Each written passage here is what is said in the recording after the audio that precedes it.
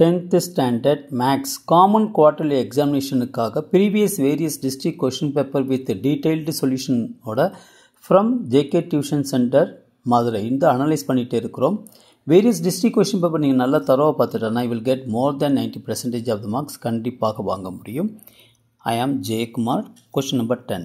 If in triangle ABC பாருங்களேன், ஒரு triangle ABC, okay, இது A, இது B, இது C. DE parallel to BC. Okay students, AB is equal to 3.6 cm கொடுத்துருக்காங்க. AC is equal to 2.4 cm கொடுத்துருக்காங்க. AD is equal to 2.1 cm கொடுத்துருக்காங்க. So AE is equal to என்னன்னு கேட்டிருக்காங்க. So basic ப்ரொபோர்ஷனலிட்டி theorem வந்து என்ன சொல்கிறாங்கன்னா, ஒன்று AD by DB is equal to AE by EC என்று சொல்லுவாங்க.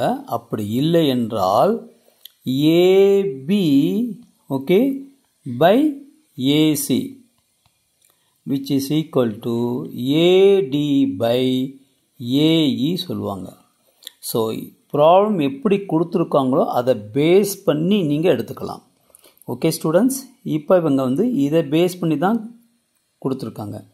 அப்போ AB by AC is equal to AD by AE.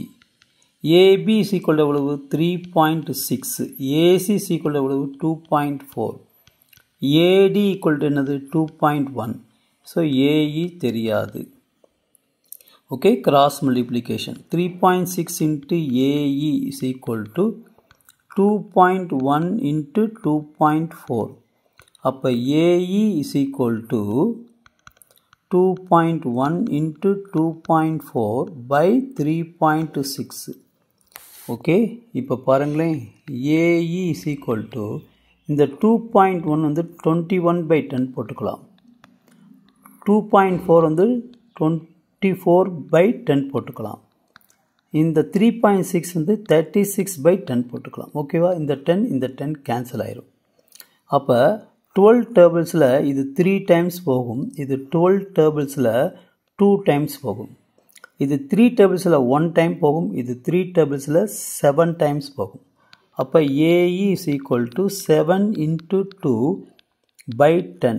So 14/10 which is equal to 1.4. எல்லாமே சென்டிமீட்டரில் கொடுத்துருக்காங்க. ஸோ ஆன்சர் வந்து 1.4 சென்டிமீட்டர்.